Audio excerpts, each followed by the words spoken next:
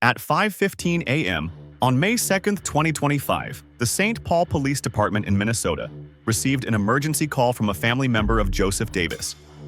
The caller reported that Davis had just contacted them, confessing to killing Christine Morris, his girlfriend and the mother of their 2-year-old daughter, at their home in the 300 block of Edmond Avenue in St. Paul's Frogtown neighborhood. Davis stated that the child was alone in the house and that he had fled. This call marked the beginning of one of the most shocking murder cases in St. Paul in 2025, recorded as the city's 3rd homicide of the year. To dive into the details, let's start investigating this case and uncover the truth together. And don't forget to like and subscribe to ensure you don't miss any new true crime cases. A police team was immediately dispatched to the address.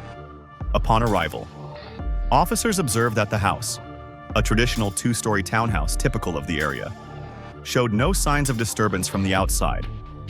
The front door was securely locked, and there were no indications of a break-in.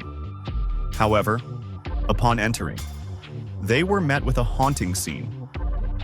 In the living room, a 2-year-old girl, the daughter of Davis and Morris, was sitting alone on the sofa, coughing and visibly neglected. Fortunately, the child was physically unharmed, but her presence in a house where a murder had just occurred sent chills through the officers.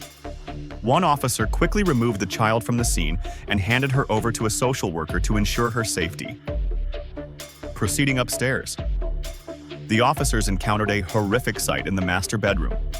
A woman, later identified as Christine Morris, 33 years old, born in 1992 in St. Paul, Minnesota, and a small business owner, was found dead on the floor, her body cold and covered with a dark green blanket. Morris's body bore signs of a brutal attack. She had been stabbed multiple times in the head, neck, chest, left arm, and back. The wounds were deep and severe, with some penetrating her right lung, left kidney, spleen, diaphragm, and colon, and her intestines were also pierced. Detectives began piecing together what led to the murder. The Ramsey County Medical Examiner's Office later determined the cause of death as severe blood loss from the sharp force injuries. The case was officially classified as a homicide, and Morris's body was transferred to the medical examiner for a detailed autopsy. The crime scene indicated a violent attack. Blood was splattered on the bed, floor, and walls of the bedroom, suggesting the victim had fought back before succumbing.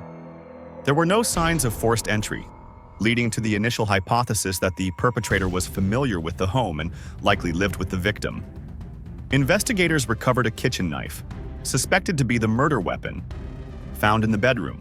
Investigators noted that Davis had called a family member and confessed to killing the mother of his child.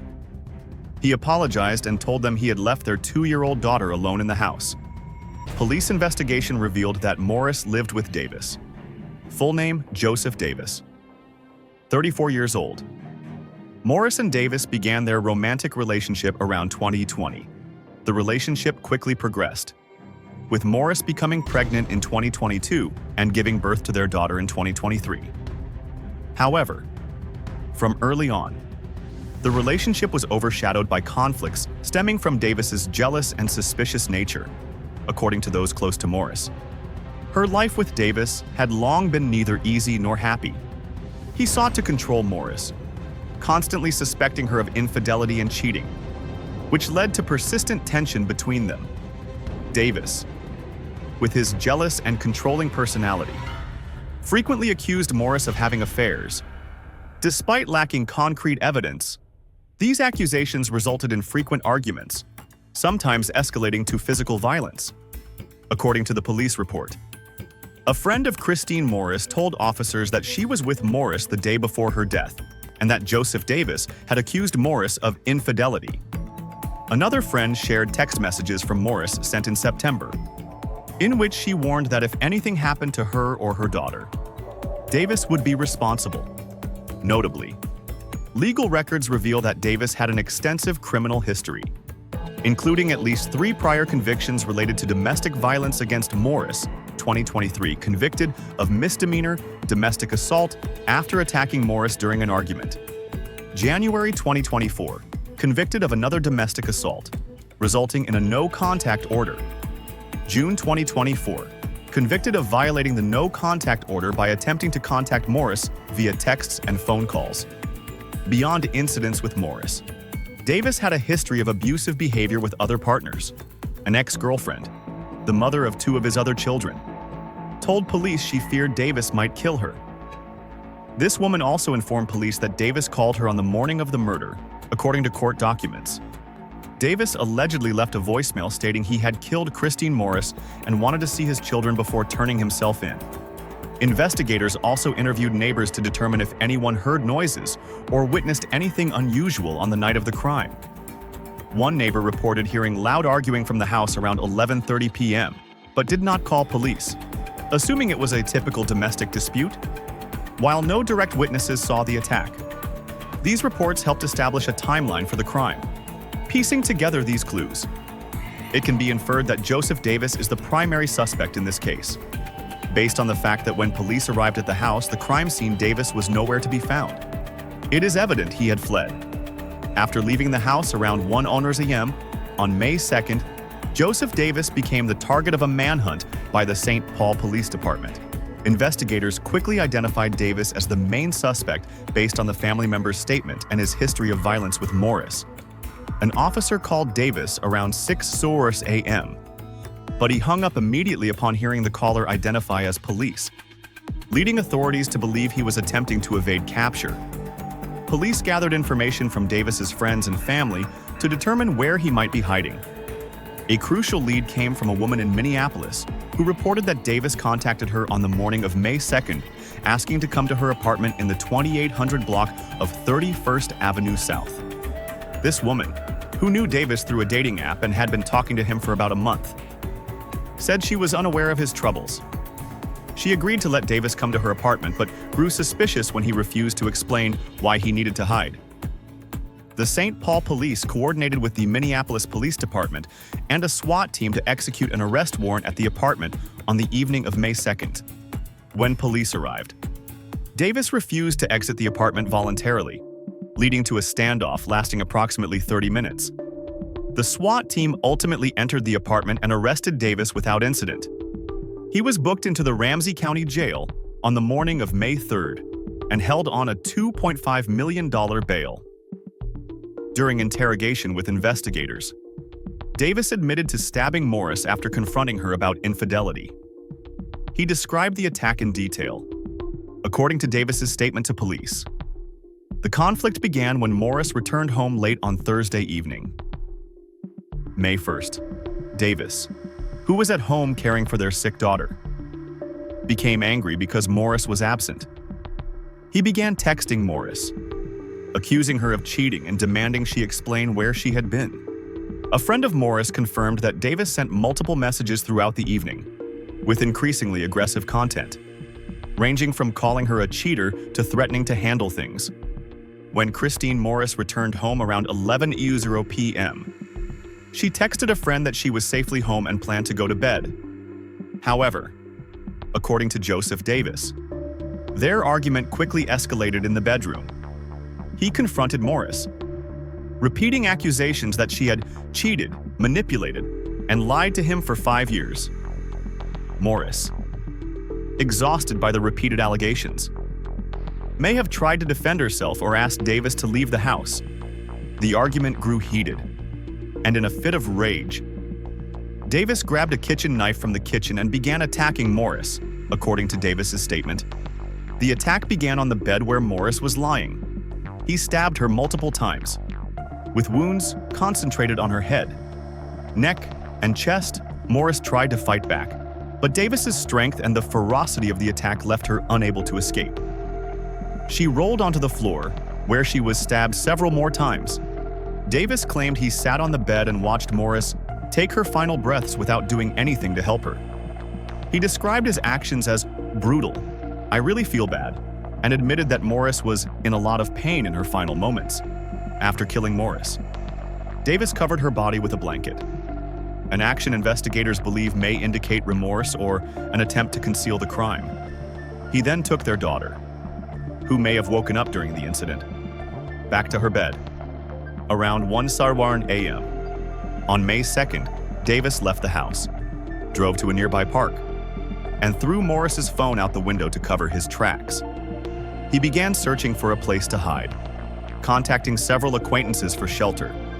Additionally, he reportedly told investigators he had installed a recording device in the house, which he claimed captured Morris with another man, but he later admitted the footage was blurry and inaudible.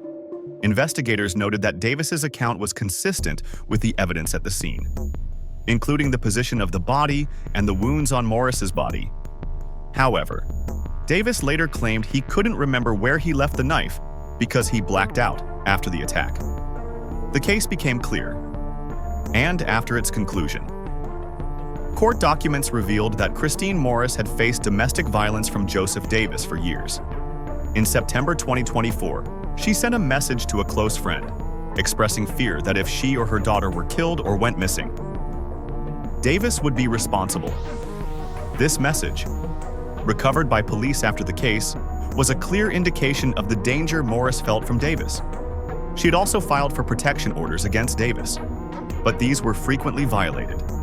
In a June 2024 incident, Davis was convicted of violating a no-contact order but continued to contact Morris, sometimes with threats or controlling behavior.